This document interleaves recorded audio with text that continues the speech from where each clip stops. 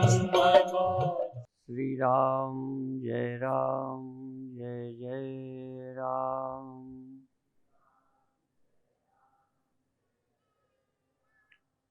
श्री राम जय जय राम।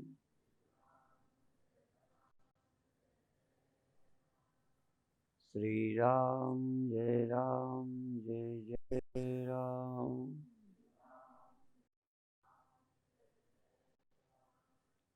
सच्चिदानंद भगवान की, सनातन धर्म की।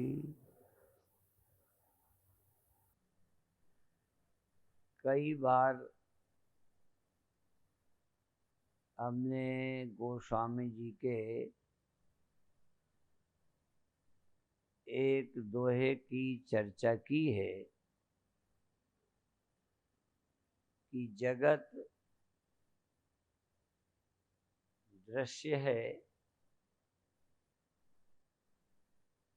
और परमात्मा जो वास्तविक दृष्टा है, जिसके कारण संपूर्ण जगत है, वह अज्ञात है, स्पष्ट नहीं है। इन दोनों के बीच में एक जीव है, जीव जो अभी जगत से जुड़ा है, जगत को अपना मानता है, दिखाई देने वाले देह से मैं का रिश्ता करके फिर संसार से रिश्ता जोड़ता है, जो रिश्ता कायम नहीं रहता चाहने पर भी। और कुछ मूढ़ व्यक्ति इस रिश्ते को कायम करने में लगे पड़े, मजबूत कर रहे। कुछ जब तक ये रहता है, इस रिश्ते को, रिश्ता तो छोड़ देते हैं पर दायित्व तो निभाते हैं, जिम्मेदारी।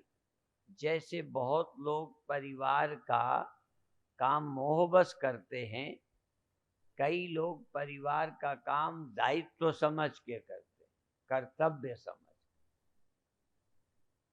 दोनों में बड़ा फर्क है। मोह सकल व्याधिन कर मूला, ताते उपजत हैं बहुसूला। दायित्व निभाना अलग है, मोहित होना अलग है। और तो छोड़ो, ये शरीर हमें मिला है, आपको मिला है। अब मिला है तो इसका भी दायित्व निभाना है। इसको भोजन देना है, कपड़े पहनाना है। इसको कष्ट देना निर्मोही का लक्षण नहीं है, पर इसको बनाए रखने की इच्छा ये मोही का लक्षण।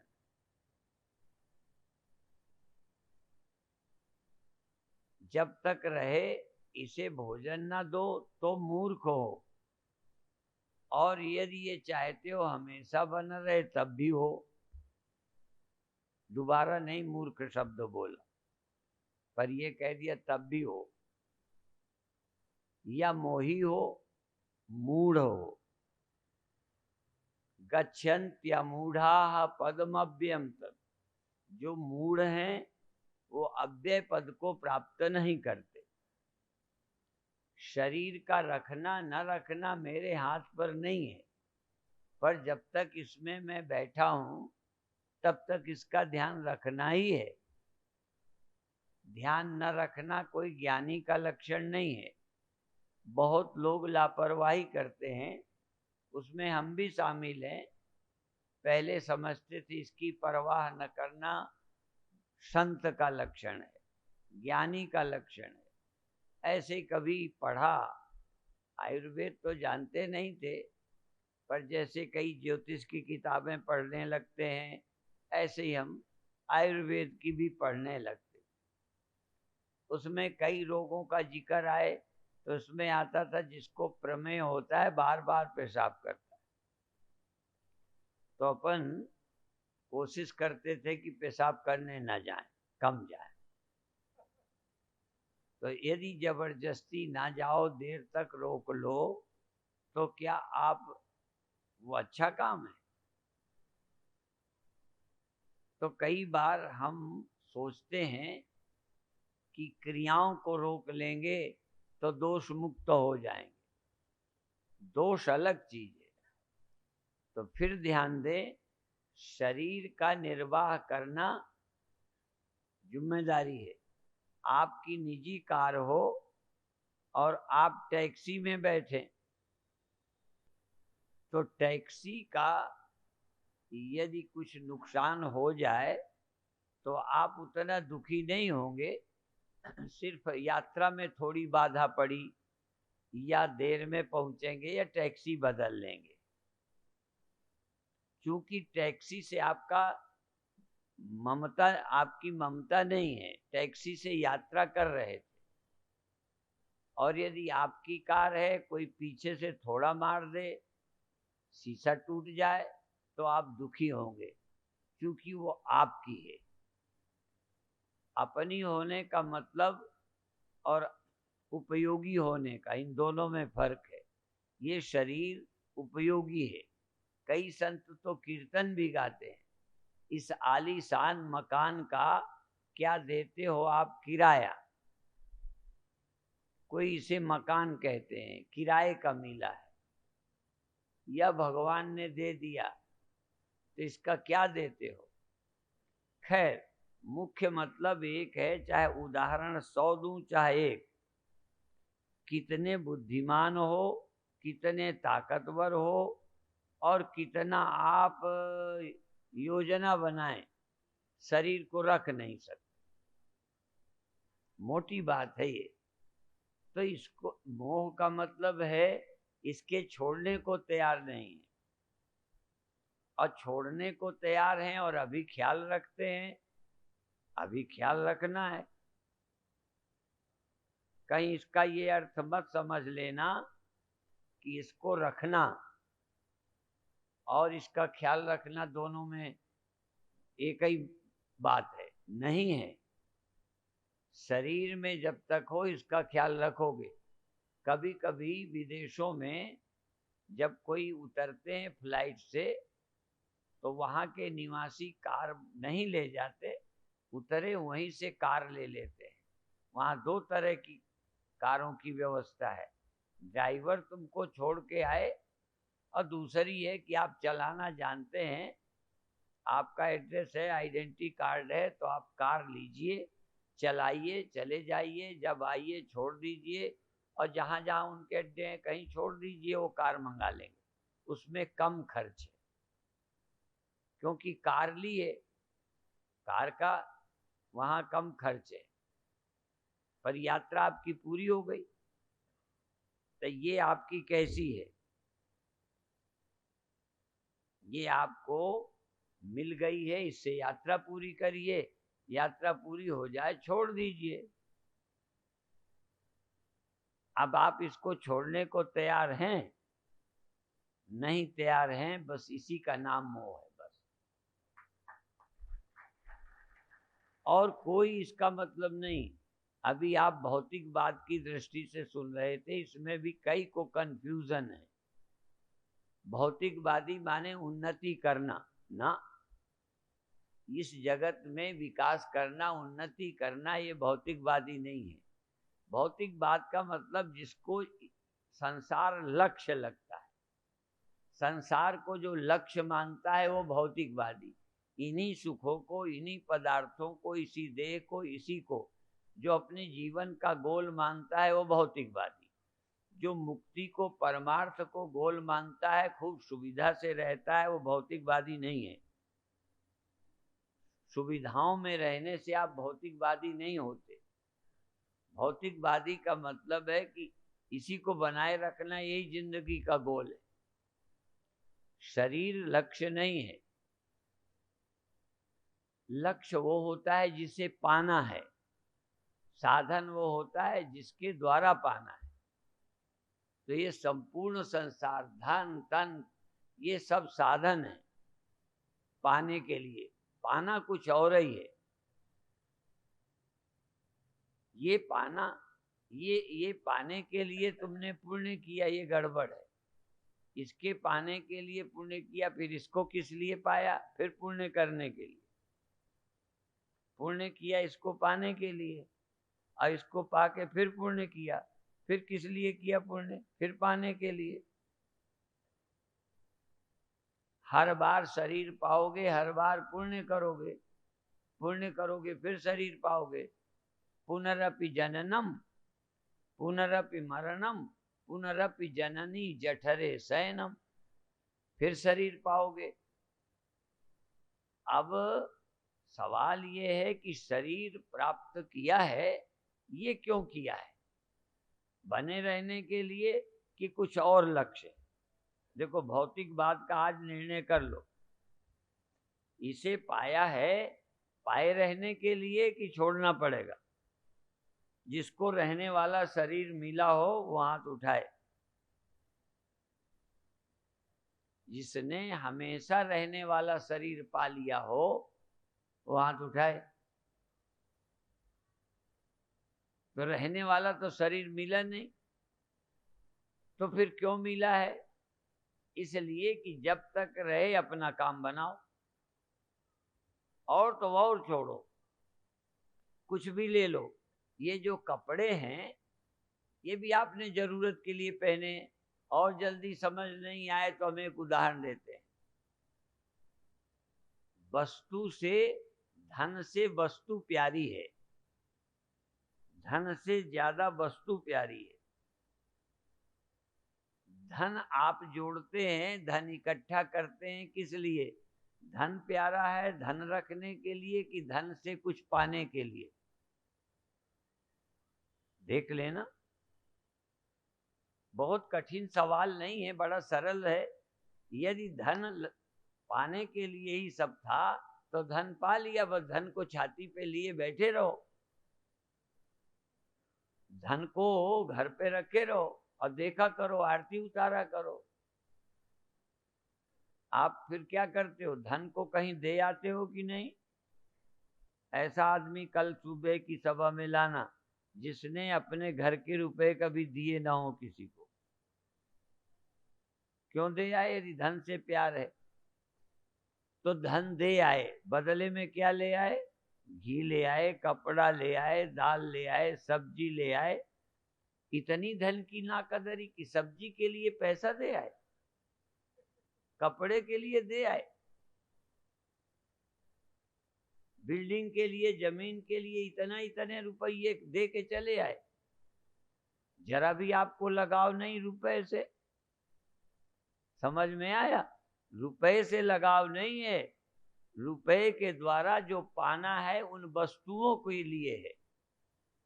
जो लोग धन को गोल समझे हैं, हमारी ओर से महामूर्ख की लिस्ट में उसका नाम लिख लो। और ऐसा आदमी ढूंढना मुश्किल है जो धन को रखना ही लक्ष्य हो। भले वो अगले साल के लिए रखे, अगले साल खर्च करेगा, 3 महीने में करेगा, अगले साल शादी में करेगा, अगले साल मकान बनाएगा। चाहिए क्या? धन नहीं किसी को चाहिए, वस्तु चाहिए। क्योंकि बिना धन के वस्तुएं नहीं मिलती, इसलिए धन आपको जरूरत पड़ गई। तो धन साधन है वस्तु के लिए। और वस्तु क्या मिलता है? आपको रहने की सुविधा, पहनने के कपड़े से सुविधा, खाने से आपकी जरूरत, सब वस्तुएं धन से मिलती हैं। धन से भी तुम्हें सुख मिलता है। वस्तुओं से क्या मिलता है? खाने से क्या मिलता है? हाँ, कपड़े से क्या मिलता है? अब धन से चीजें मिली, चीजों से क्या मिलता है? उससे भी आराम मिलता है, सुख मिलता है। तो आप अपने कपड़े को पहन के खराब क्यों कर रहे हो? रखे रहो, प्यार है, रजाई रखे रहो, गहने रखे रहो, छुओ मत, छेड़ो न, प्यार है तो रखी रहने दो। उसको पहन पहन के खराब करते हो, प्यार करते हो कपड़े से? झूठ बोलते हो, बेईमान हो तुम। कोई कपड़े से प्यार नहीं करते, पहनते रहते हो।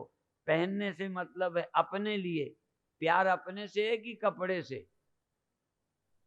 जरा अपने प्रेम की कसौटी करो। आपको कपड़े से प्यार है ना? सबको लगता है, मुझे भी लगता है, तुम्हें भी लगता होगा कपड़े से प्यार है, बहुत संभालते हो। सब पहन करके गंदा करते हो, पुराना करते हो। प्यार है तो बक्स में रखे रहो, आरती उतारा करो। पत्नी से प्यार है कि तुम्हें सुख से प्यार है? अपने प्रेम के लिए उसे तकलीफ है तब भी काम कराओगे। रोटी बना दे, मैं कहा थकी हूं, अरे बाद में कर लेना आराम। आप पत्नी से प्यार करते हो? पत्नी तुमसे बहुत करती, उनसे भी सुख लेते रहते हो, सुख देते रहते हो। मामला कुछ और ही है। तुम्हें अपने को सुख देने से प्यार है। अपने को सुख देना चाहते हो कि अपने को दुख देना चाहते हो? जिससे प्यार होता है उसको सुख दिया जाता है। ठीक है, मान लो आपस में सुख लेने का समय आए तो पत्नी को लेने दोगे कि तुम लोगे? जरा हिसाब करते हैं हम।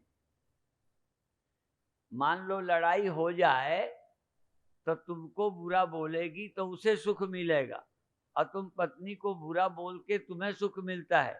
तो पत्नी को सुखी करने के लिए तुम दुख उठाने को तैयार हो? तुम्हारे प्रेम की पोल पट्टी खोल रहा हूं, तुम गुमराह हो, धोखे में हो। उपनिषदों ने हजारों साल पहले ये कहा है कि पति पति के लिए प्रिय नहीं होता है, पत्नी अपने लिए पति से प्यार करती है, और पति भी पत्नी से प्यार नहीं करता, अपने से करता है। जिस पत्नी से सुख नहीं मिलने लगता उसको डांटने लगते हो, मारने लगते हो, छोड़ देते हो। जिससे सुख नहीं मिलता, और तो छोड़ो, देह से भी प्यार करते हो क्योंकि इससे सुख मिलता है। जब इससे दुख मिलने लगता है तो पंडित जी से, ज्योतिषियों से और स्वामी जी से आशीर्वाद मांगते हो कि महाराज आशीर्वाद दो, छूट जाए। बूढ़ों को यही आशीर्वाद अच्छा लगता है। वैसे मरा भी जाता नहीं, मरना आसान तो नहीं है, क्योंकि मोह भी है। जैसे हम पत्नी से दुखी भी होते हैं, छोड़ भी नहीं सकते। बेटों से दुखी भी होते हैं, आप तो कभी नहीं होते हो। यदि कभी नहीं हुए होगे तो इस जमाने में आप लड़कों से दुखी होगे। अब से 100-200 साल पहले बाप बेटों से कम दुखी होते थे, अब ज्यादा होते हैं। क्योंकि कोई बात बेटा तुम्हारी सुनता तो है नहीं,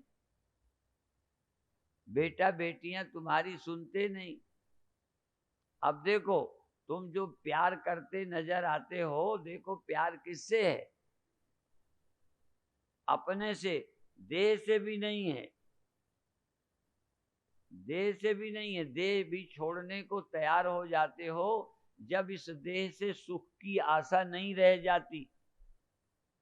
अभी अभी बहुत लोग ऐसे हुए जो ये कहते हैं कि हम लिख देंगे, यदि बचने लायक न रहें और दुर्दशा ज्यादा हो तो हमारा इलाज न किया जाए।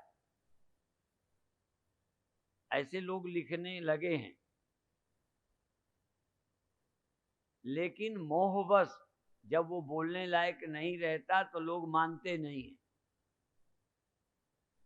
इलाज में यदि कष्ट हो तो लगता है इलाज नहीं कराना। जो आत्महत्या करते हैं उसके पीछे भी यही है। आत्महत्या का मतलब है कि शरीर नष्ट कर देंगे तो इस दुख से छूट जाएंगे। किसको सुखी करने के लिए? घर वालों को।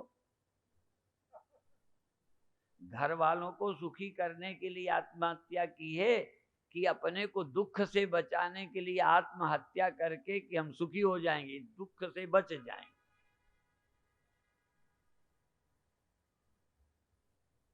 आप किसी से प्यार नहीं करते, अपने को सुखी करना चाह रहे हो, बस आपका गोल है अपने को सुखी करना। अब दूसरी बात, जिनको पाकर सुखी कम दुखी ज्यादा होते हो, उसी देह को फिर पा लेते हो। असल में आत्महत्या करने वालों को आप ज्यादा पापी कहते हो। यदि देह छोड़ना ही आत्महत्या है, जबकि उसने अपने सुखी होने के लिए देह छोड़ा है, कहीं मेरे कहने से छोड़ना मत। लेकिन एक बात मैं कह दूं कि ज्ञानी फिर महा आत्महत्यारा है, वो सदा के लिए देह छोड़ना चाहता है। क्यों छोड़ना चाहता है? सदा को सुखी रहने के लिए। सदा सुखी रहूं, कभी देह में ना हूं। ये आत्महत्यारे तो अभी देह छोड़ देते हैं क्योंकि दुखी हैं, फिर दूसरा देह पकड़ लेते हैं। जैसे कोई पत्नियां बदल लेता है, पति बदल लेता है, घर बदल लेता है, ऐसे ही आत्महत्या करके दूसरा देह प्राप्त करता है। ये तो छोटा आत्महत्यारा है, बुरा नहीं मानना। जो ज्ञानी अब देह को अभी से ऐसे छोड़ता है, फिर कभी देह नहीं चाहता, क्योंकि देह में बैठने से दुख होता है। देह में बैठे दुखी था तो आत्महत्या की, देह में बैठे हुए दुखी था तभी देह का त्याग किया, जहर खाया, रेल की पटरी में गया। और देह पाने से दुख होता है, इसलिए ज्ञानी दूसरे जन्म भी नहीं लेना चाहता। एक ये भी कह सकते हो कि अब वो कभी हत्या न करेगा। जब शरीर नहीं लेगा तो हत्या करने से बचा, शरीर ही नहीं लेगा फिर हत्या क्यों करेगा? और तुम्हारी बात बता दें, तुमने शरीर पा लिया है, यदि ज्ञान नहीं प्राप्त करोगे तो आत्महत्या तो होगी तुम्हारी। एक तो जाके मरोगे और एक मरने को भोगोगे। खुद से तो नहीं मरे, पर समय ने तुम्हें मारा और मरते रहे। मरना अच्छा तो नहीं लग पाया। जैसे एक आदमी ने जहर खाया, रेल की पटरी में मरा, तो तुमने रेल की पटरी तो नहीं पकड़ी, तुमने जहर तो नहीं खाया, पर मरे तो। मरना पड़ा क्यों? क्योंकि देह में बैठे हो। यदि मरने से बचना है तो देह में बैठना छोड़ दो। तो जिसमें बैठ के मरना पड़ता है, जिसको पाकर खोना होता, जिसको खोकर रोना होता, हाँ, उस नश्वर वैभव के सुख के तुम गीत सुनाओगे कब तक? कब तक इसके गुणगान गाओगे? बहुत सुंदर हूं, बहुत अच्छा है, बड़ा अच्छा है। तुम जिसकी महिमा गा रहे हो, यही तो रोना है। इसलिए लक्ष्य जीवन का क्या है, गंभीरता से सोचिए। ये तुम्हें इसलिए थोड़ा मिला है कि यहां रहने को मिल जाएगा, छोड़ना पड़ेगा। और हमारा मत मानो, तुम हमारे बरगलाए मत लग जाना। हम तुमको ये भी कहते हैं, यदि रख सको तो मैं पहला व्यक्ति हूं तुमको आशीर्वाद दूंगा, पर मैं जानता हूं ज्यादा आगे तक नहीं जाऊंगा। वैज्ञानिकों के बाप भी आ जाएं, पर तुम्हारे रहने की व्यवस्था नहीं कर सकते। वैज्ञानिक कहा है, और सच तो कह दूं, ज्यादा आपको अच्छी नहीं लगेगी, कह दूं, भगवान के बाप भी नहीं रोक सकते। तुमको यहां रहने की व्यवस्था भगवान भी नहीं कर सकते, चाहे कितना पटाओ। कई कथा सुन के सोचते हैं अब भगवान हमसे खुश हो गए, सब ठीक ठाक हो जाएगा। हो गया, ठीक है। कितने की कथा सुनने के बाद ठीक ठाक कर दिया है? कोई बचा है कथा वाला? इसलिए भगवान की कथा सुन करके आत्मा से प्यार हो जाता है और किसी से नहीं रहता। नाशवान के छोड़ने की हिम्मत और अविनाशी से आसक्ति होती है। भगवान ने यही कहा, मय्या आसक्त मनाः पार्थ, अय पार्थ मेरे से आसक्त हो। मेरे से अर्थात देह से नहीं, मेरे देह से भी नहीं, जो व्यापक भगवान सब में है उससे आसक्त हो जा। जो तेरे अंदर बैठा है उससे आसक्त हो, इससे नहीं। इससे आसक्त होगा तो रोएगा। तो इसका मतलब हम इसको रोटी नहीं देते, देते हैं। ये हमारा पालतू कुत्ता है। पालतू कुत्ते को रोटी नहीं दोगे, ख्याल करोगे? इतनी तो मनुष्यता होनी चाहिए कि दरवाजे है तो दो। कई बार तुम्हारा पालतू भी नहीं हो, बैठा हो तो लगेगा बेचारे को एक रोटी डाल दो। जीव जंतुओं को डाल दिया जाता है, तो जब तक ये है इसको डालो रोटी, पर ये बना रहेगा। हम यो तो जीव जंतुओं को चारा भूसा खिला देते हैं, अब वो मरे कि जिए उसकी चिंता नहीं करते। हमारा ये कि भूखा है तो डाल दिया बस। जिन जानवरों को तुम्हारे नहीं है चारा डाल भी दो तो ये भी सोचोगे ये मरे ना, दुखी ना रहे। और भी मैं बता दूं, मेरे अंदर भी इतनी ही दया है, ज्यादा नहीं। कोई भूखा हो तो मैं रोटी के पक्ष में हूं, देना चाहिए। कोई बीमारी से तकलीफ में है तो दवा देनी चाहिए। मरता हो तो बचाना नहीं चाहिए। फिर बता दूं, आपको आश्चर्य होगा, ये मरने वाले को क्या बचाना, बचा भी पाओगे क्या? काहे को चक्कर में पड़े हो? मरने से बचने की दवा नहीं देना। जितने बीमारों का आता है, अभी विदेश में भी है, मैंने फोन किया कि उसको कष्ट कम हो ऐसी प्रार्थना करो, ऐसी दवा दो। बाकी जाता हो तो रोकना मत। यहाँ क्या रखा हुआ है? यहाँ रहने का इरादा अज्ञानता का है, मोह का है। वो छोड़ दो, निश्चिंत रहो। तुम्हारा लक्ष्य है शांति, मुक्ति, आनंद। वो तभी रहेगा जब छोड़ने को तैयार होगे। आधा दुख तो इसके बचाने में लगे पड़े हो, इसी का है। ज्यादा जो सोच लिया है, मोह किया है, ममता की है, यही दुख है। मोह ममता का त्याग हो जाए, आत्मा से प्रीति हो जाए, मुक्त ही हो। वहां मुक्ति क्या होती है? तुम सोचते हो कि मर जाने पर वहां कोई अड्डा है। जैसे अच्छे अच्छे होटल और जगहें होती हैं, तुम सोचते हो, कई लोग कहते हैं हमें मुक्ति नहीं चाहिए, तो मैं तो डांट के गाली दे के बोलता हूं, बेवकूफ कहीं का, मुक्ति नहीं चाहिए तुझे? कौन ऐसा है जिसे मुक्ति नहीं चाहिए? सब मुक्त होना चाहते हैं। हाँ, ऐसी कल्पना की जो मुक्ति होगी कहीं, उसको कहीं इनकार कर देंगे। तुम अभी अभी भी भय मुक्त होना चाहते हो कि नहीं? तो भय मुक्त होना, चिंता मुक्त होना, मृत्यु के ख्याल से मुक्त होना कौन नहीं चाहता? लेकिन वो मुक्ति न चाह के मृत्यु के भय से बचने के लिए शरीर को जिंदा करने में लगा है। चाहता वही है कि मरने का ना भय हो, उसके लिए दवा खा रहा है। दुख ना हो इसके लिए व्यवस्था कर रहा है। अर्थात दुख से मुक्त होने की इच्छा सबको है और हम उसी को मुक्ति मानते हैं। भय चिंता दुख से रहित हो जाए, कमी की कल्पना चली जाए, मुक्ति है। शरीर छूट जाए ना छूट जाए ये चुनाव नहीं।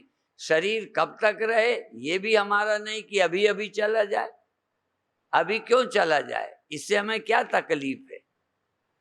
तकलीफ तो है न रहने के ख्याल की, वो हमने खत्म कर दी। न रहने के ख्याल से जो चिंता होती थी वो समझ कर हटा दी। अब जब मन हो, जब प्रकृति साथ चाहे, जब परमात्मा के विधान में रहे रहे, जाए जाए। इसी तरह से हमारी ड्यूटी है। तब मैंने कहा भौतिकवाद क्या, जो इसको गोल लक्ष्य मानता है।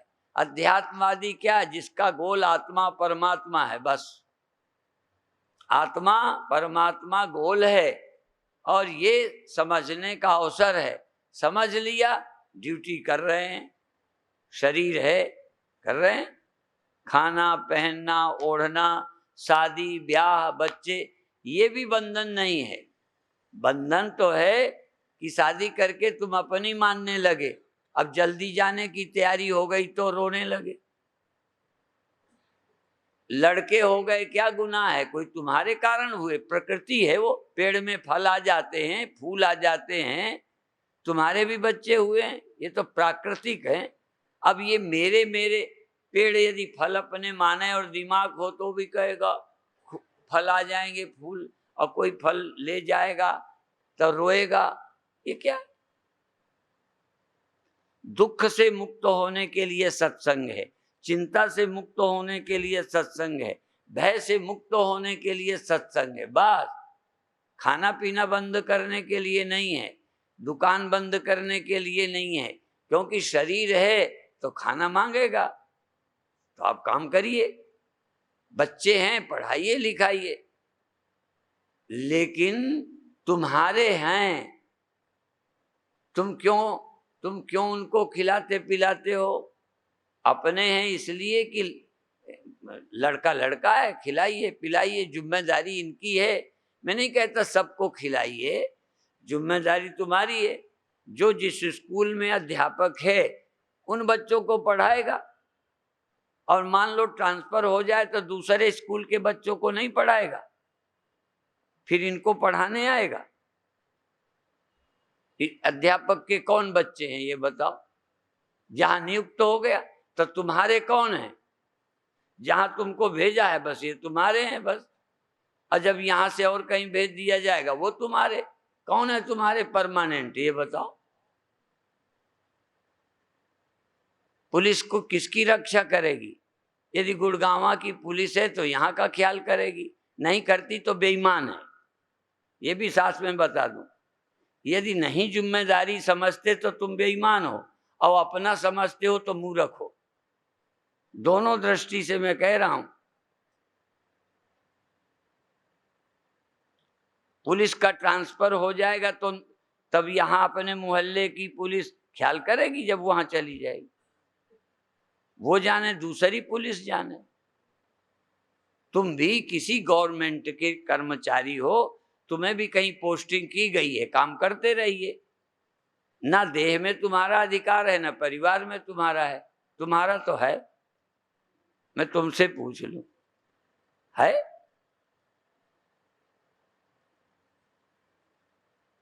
फिर दुख क्या है? अधिकार जमाना।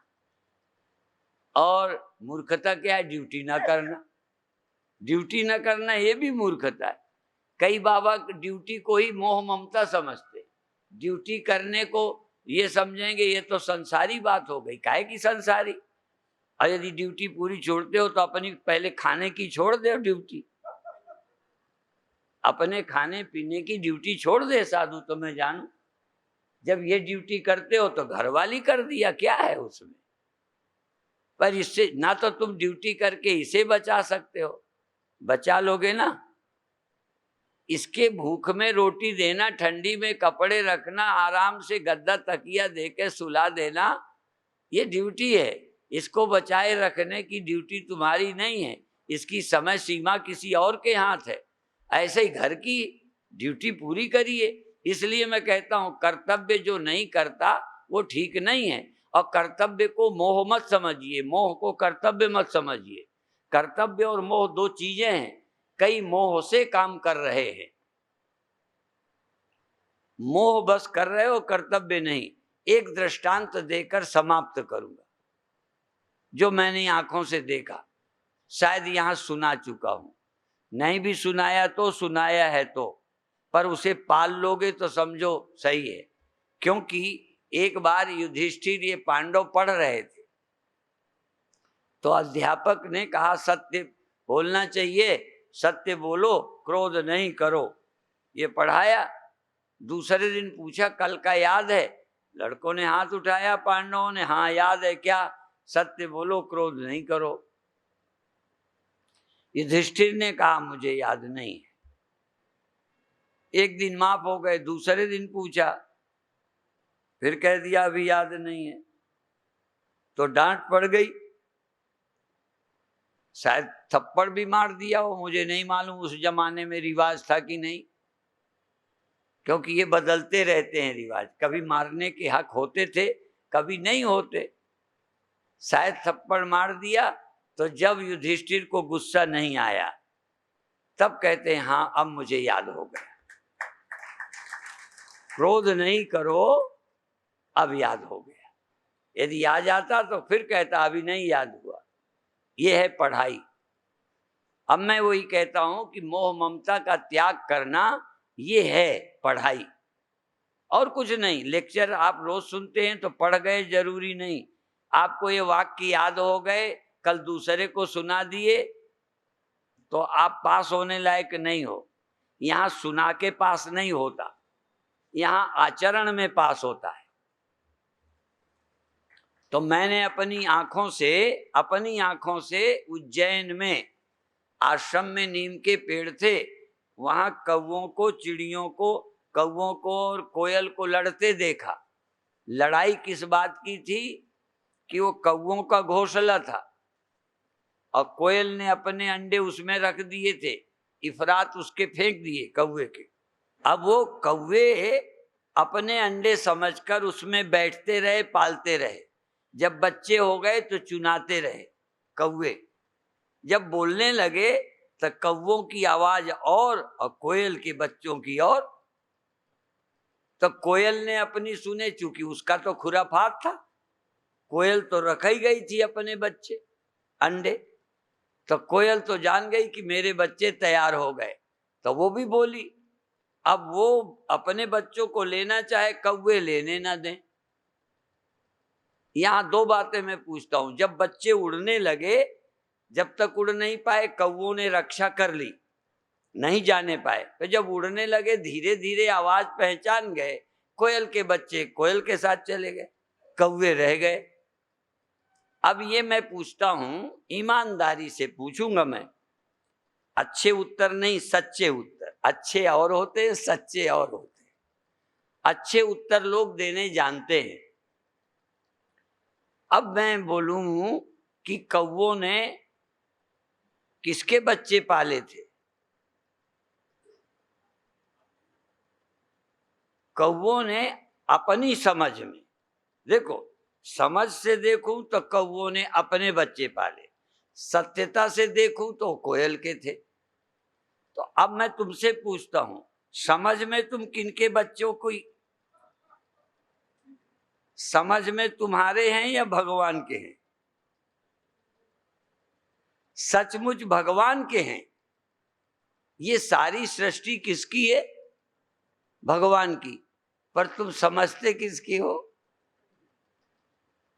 ये कौवे वाला मामला है ना।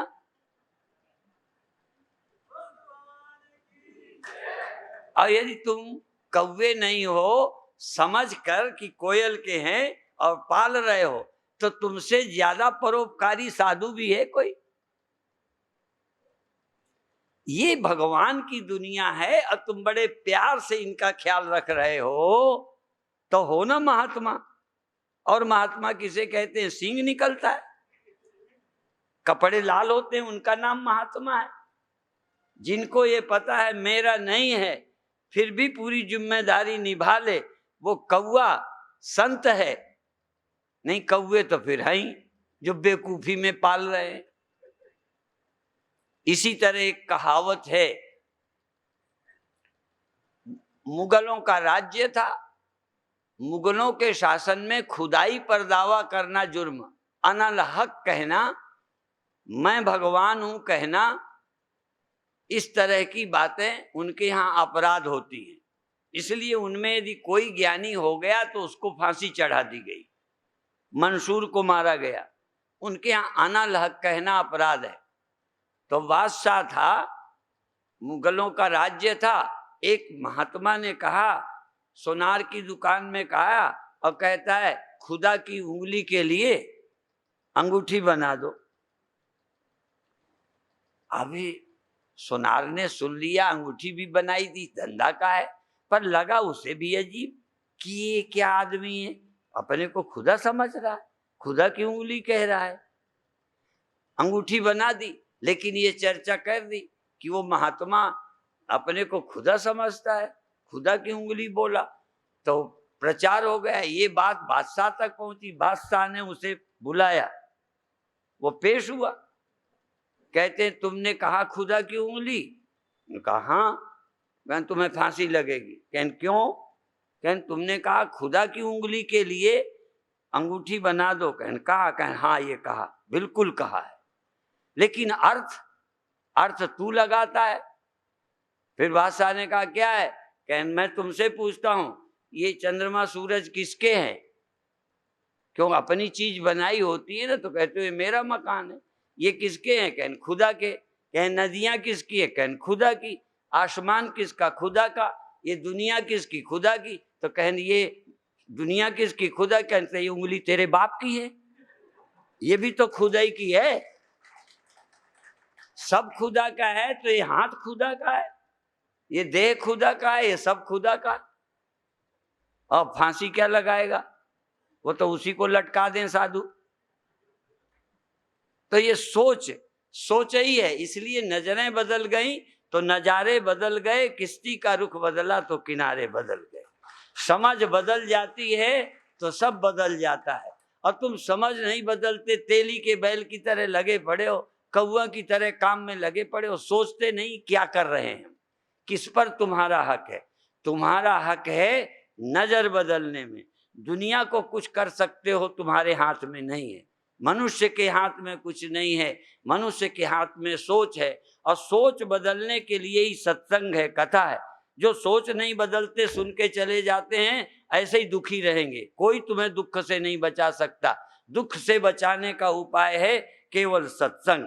अभी इतना ही कहकर समाप्त करते हैं, टाइम हो गया है। ओम शांति शांति शांति।